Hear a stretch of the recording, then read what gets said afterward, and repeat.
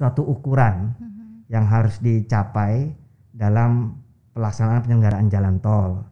Jadi kita harus memenuhi standar itu. Ada 8 komponen yang harus kita penuhi.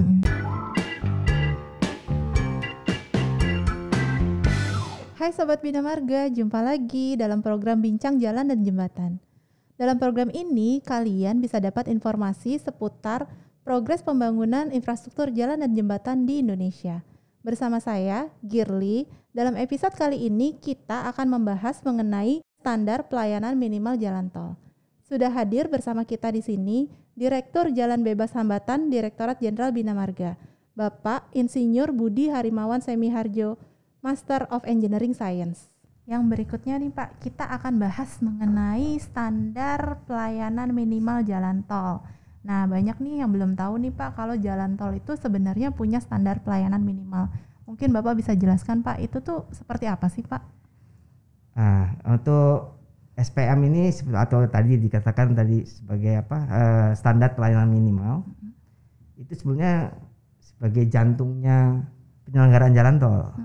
Jadi pengoperasian jalan tol. Artinya kalau tidak memenuhi SPM, tentunya pelayanan kepada masyarakat, pada pengguna itu menjadi tidak layak gitulah. Artinya dan juga ya kita tidak bisa memberikan misalnya tadi penyesuaian tarif dan sebagainya.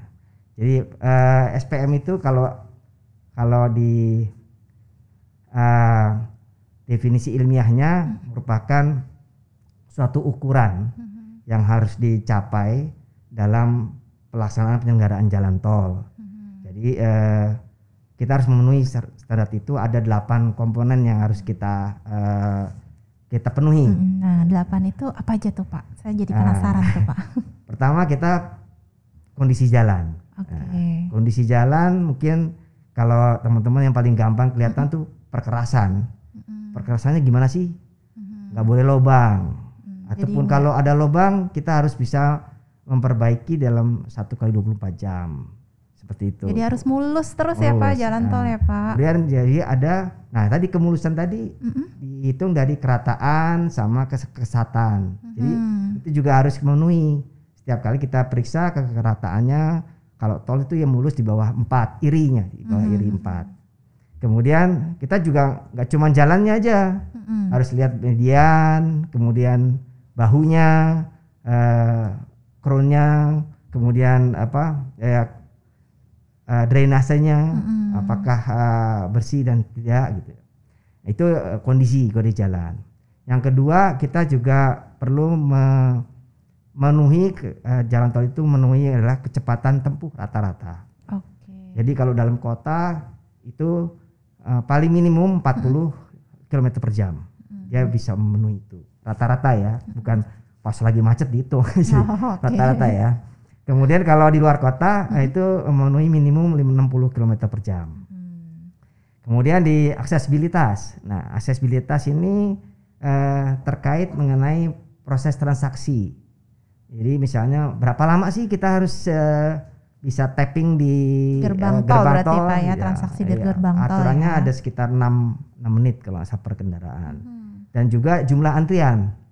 Kita batasi jumlah antriannya. Jadi kalau kita harus bisa memenuhi paling sedikit gitu syarat-syarat yang dipenuhi supaya bahwa kegiatan tol ini memang baik gitu ya.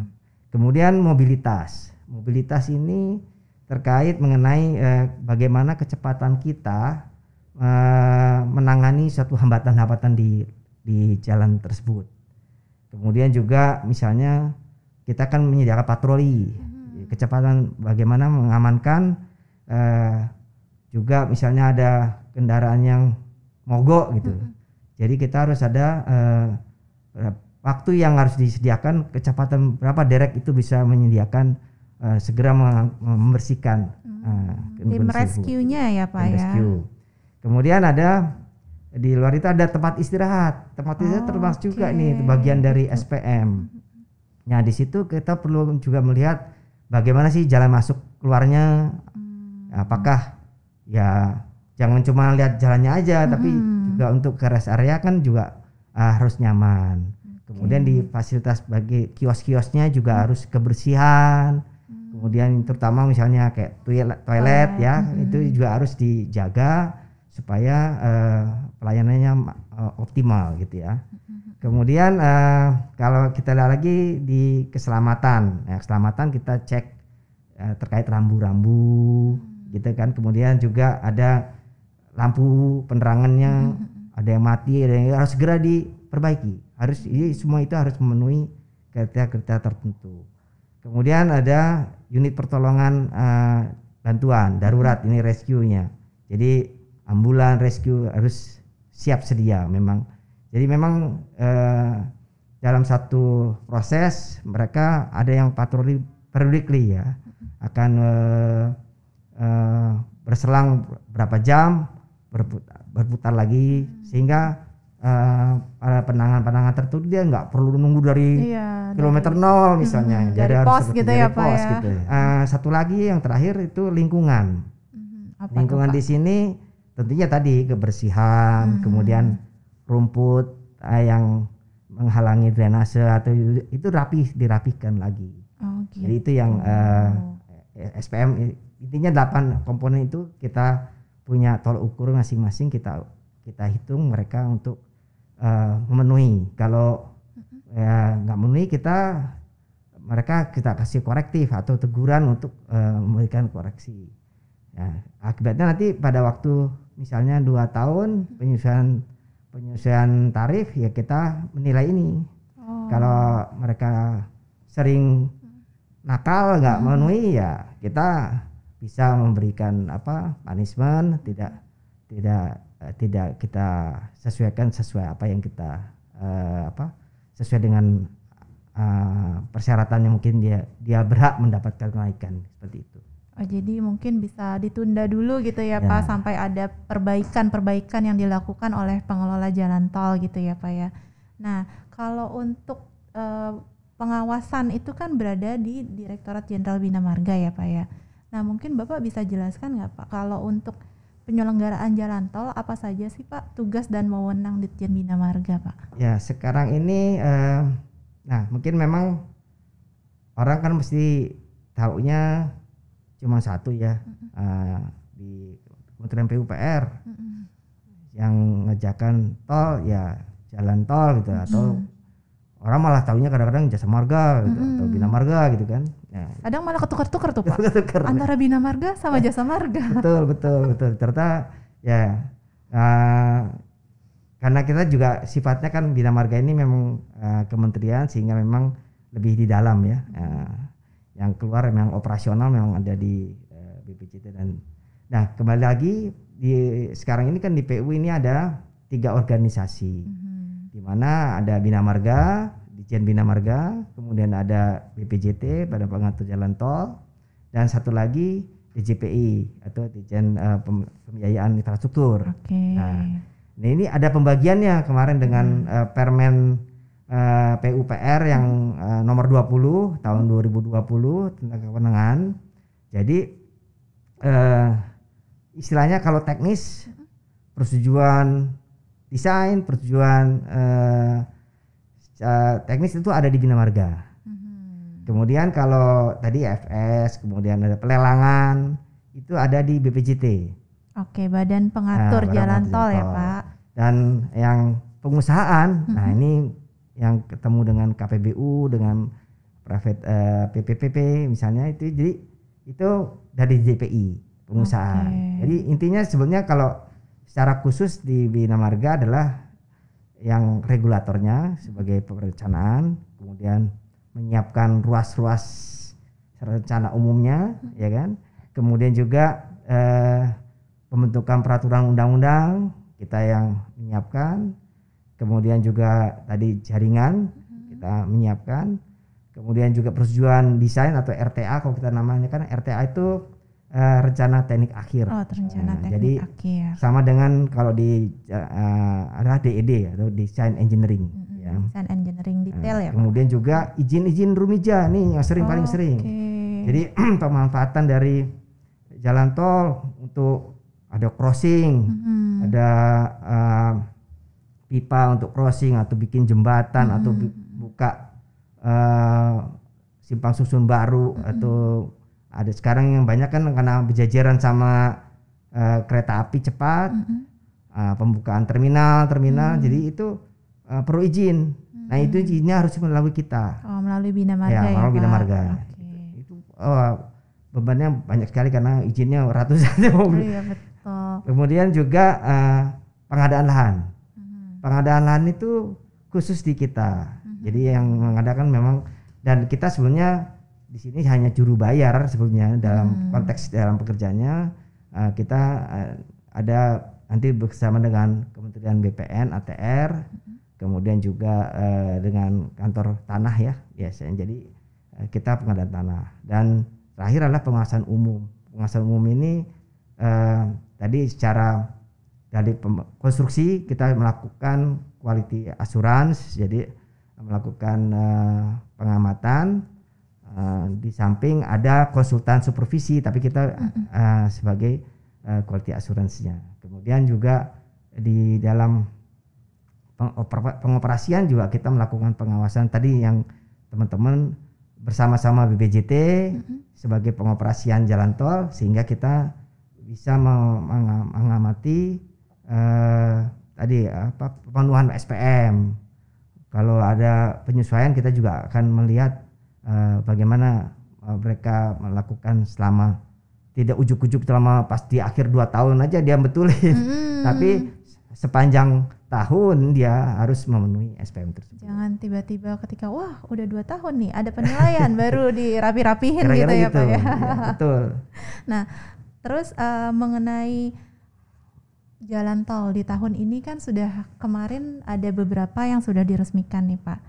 Kalau untuk target peresmiannya lagi nih Pak di tahun ini dalam waktu dekat ada lagi nggak sih Pak ruas yang akan diresmikan Pak? Ya, mengenai program kita kan sesuai dengan RPJM, kita nggak terlepas dari RPJM yang mengatakan bahwa mentargetkan pembangunan jalan tol baru atau beroperasi 2.500 km dari 2020 sampai 2024. Ya. Kemudian target ini sebetulnya secara berturut-turut kita turunkan ke program kita. Kira-kira totalnya 2.513 km. Nah, kemudian sampai saat ini kalau kita hitung, nah tahun ini dengan kemarin yang diresmikan Pak Presiden, Balsam Balikpapan Samarinda maupun 6 tol dalam kota itu sudah sampai 97 km dari target 346. Oke. 346 km. Jadi total ya kalau sampai sekarang sekitar 2.400 ya tadi yang saya bilang ya. 2.430. Sampai saat ini masih on target ya, kita masih ada 97, dan untuk tahun ini kita yang masih prioritas ini setelah salah satunya kemarin Balsam yang sudah prioritas ya, itu merupakan satu tulang punggung di Kalimantan yang secara penuh sekarang sudah 100 km kita berfungsi. Kita punya satu super prioritas target di akhir Desember itu Cisumdawu.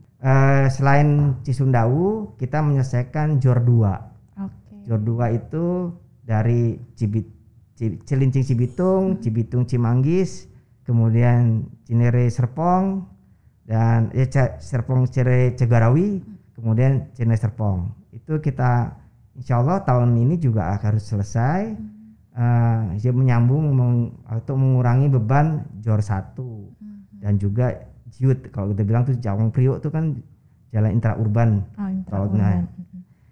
Kemudian juga itu yang target di 2021 ya. Kalau jangka panjang kita punya ya ini ada satu juga yang jadi prioritas dari Pak Presiden kita, ada menyelesaikan sambungan dari Aceh Lampung, yaitu Jalan Trans Sumatera. Nah, yang udah beroperasi saat ini itu sekitar 531 km. Harapan kita di 2024 itu bisa tersambung 1.300 km lah. Satu lagi mungkin kalau Ya Jawa nih.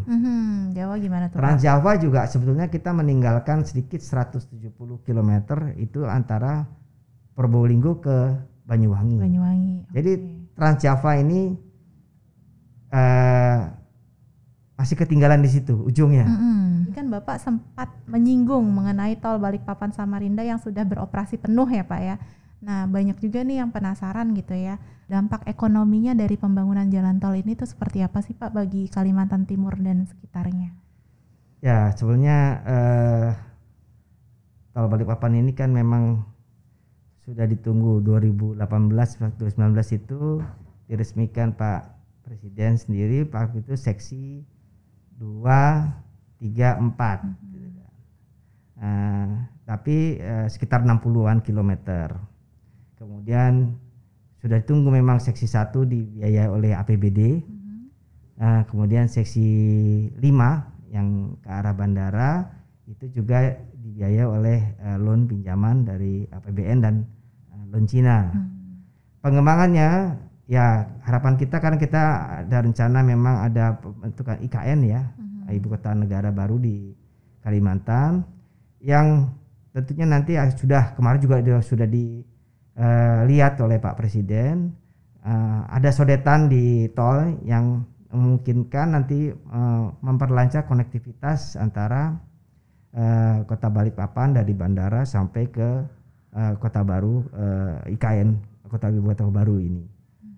Waktunya mungkin sekitar 30 menitan sampai 40 menit bisa udah sampai di Kota Baru itu, untuk panjang sekitar 46 km. Kita tahu bahwa tol ini memang sebagai penggerak ekonomi suatu pertumbuhan di wilayah. Jadi harapan kita dengan sekarang secara penuh bisa tersambung antara Balikpapan Samarinda sudah bisa meningkatkan khususnya pertumbuhan ekonomi wilayah di Kalimantan Timur dan juga di sekitarnya. Oke, berarti memang keberadaan tol itu dapat menggerakkan perekonomian wilayah ya Pak ya. Gitu. Jadi buat yang masih penasaran kira-kira mau tol apa lagi sih yang bakal dibangun oleh Bina Marga ke depannya, lalu apalagi sih yang akan diresmikan dalam jangka waktu dekat, pantengin aja terus sosial media Ditjen Bina Marga ya di PUPR_Bina Marga. Nah kalau tadi kita udah ngobrol panjang lebar tentang tol nih, pasti kan semuanya udah pada dapat insight nih, oh tol itu seperti apa sih, lalu tol di Indonesia tuh panjangnya udah berapa, apa aja yang dilakukan untuk menetapkan tarif, lalu juga untuk seksi-seksi jalan tol semuanya udah dijabarkan dengan jelas dan lengkap oleh Pak Direktur. Nah sekarang kita main kuis dulu kali Pak untuk merilekskan suasana biar nggak tegang Pak. Nah saya mau kasih Bapak 5 pertanyaan nih Pak, tapi jawabnya harus cepet Pak. Nggak boleh mikirnya lama atau dipertimbangkan gitu Pak. Siap Pak? Siap. Bapak pilih salah satu ya dari pertanyaan yang mau saya ajukan. Pilih jogging atau sepedahan Pak? Jogging. Kenapa Pak? Suka aja. Oh suka ya. Kalau sepeda Bapak nggak terlalu jarang sepedahan Pak? Suka juga, tapi jogging itu apalagi gampang, tinggal angkat sepatu lari gitu. Iya. Kalau jogging sepeda ke daerah, cari sepeda di mana, pinjam sepeda di mana, bawa kemana. Nah pertanyaan kedua nih Pak, lebih pilih kopi atau teh Pak? Saya teh. Oh Bapak nggak suka ngopi? Nggak suka ngopi. Oh gitu. Tapi pakai kopi pun juga mau tidur aja. Oh gitu. Kalau pagi-pagi jadi ngeteh ya Pak, bukan ngopi ya Pak. Nah terus yang ketiga nih Pak, Bapak pilih gadget atau otomotif Pak? Saya gadget, banyak kita pakai ya kadang-kadang. Ya kalau otomotif kan agak ya tadi agak kemudahannya juga sulit ya, seperti jogging dengan sepeda. Iya ya betul. Otomotif punya mobil, masa mau dibawa-bawa ya Pak ya. Kalau mau berkunjung ke Kalimantan gimana cara bawanya gitu. Oke Pak, lalu yang keempat nih Pak, Bapak lebih senang kerja di lapangan atau di balik meja Pak? Balas, gua nggak boleh ya? boleh di lapangan gitu ya. Oh di lapangan ya Pak ya? Karena ambience-nya outdoor itu membuat kita fresh gitu ya. Jadi kalau di lapangan ketemu matahari gitu ya Pak ya, kan katanya matahari vitamin D kan gratis ya. Vitamin D gratis, betul Pak. Yang terakhir nih Pak, jalan atau jembatan? Jalan dong. Karena direktur jalan bebas hambatan ya Pak. Ya, jalan, orang perlu jalan ya. Oke. Tapi sebenarnya jembatan itu juga kalau kita bilang bisa menjembatani silaturahmi juga kan. Antara ujung ke ujung. Kita kalau jalan nggak ada jembatannya juga putus juga. Jadi nggak boleh dipisah itu. Nggak boleh dipisah ya Pak. Jadi dipisah. jalan dan jembatan ya Pak. Nggak cocok. boleh jalan atau jembatan gitu ya Pak ya. Oke, Pak, sebagai penutup nih Pak, mungkin Bapak ada pesan-pesan yang mau disampaikan buat Sobat Bina Marga, mungkin bisa mengenai jalan tol atau mungkin mengenai Bina Marga secara keseluruhan Pak. Ya, kita sebagai khususnya sebagai ASN Bina Marga tentunya adalah mempunyai kebanggaan terhadap korps kita, Kementerian PUPR, dalam menyiapkan infrastruktur yang handal. Tentunya semua itu dia diperlukan dari kita sendiri, semangat siap untuk membangun dan melayani. Mungkin itu pesan dari. Oke, kalau untuk pengguna jalan Pak, ada pesan-pesannya nggak Pak? Pengguna jalan ya kita tentunya tetap berhati-hati di jalan, walaupun kita menyiapkan jalan yang baik pun, tapi kita tetap harus menyiapkan diri kita sebaik mungkin. Kalau kurang sehat ya sebaiknya tidak melakukan perjalanan yang akan menjadi potensi membahayakan kita sendiri gitu. Terima kasih banyak Pak Budi atas waktunya, atas penjelasannya, insight-nya, sharing-nya untuk hari ini gitu. Sehat-sehat selalu Pak. Salam sehat ke depannya. semuanya buat teman-teman pengguna jalan tol khususnya dan juga pengguna jalan nasional kita. Oke, terima kasih banyak Bapak atas waktunya. Kita jumpa lagi Sobat Bina Marga di kesempatan berikutnya dan kita akan bahas infrastruktur lainnya bersama narasumber berikutnya. Demikian episode Bincang Jalan dan Jembatan kali ini. Sobat Bina Marga, jangan lupa ya untuk menyaksikan episode-episode kami selanjutnya karena siapa tahu apa yang akan kita bahas berikutnya adalah infrastruktur jalan dan jembatan yang ada di wilayah kalian. Saya Girly, mohon undur diri, tetap semangat, menyambung.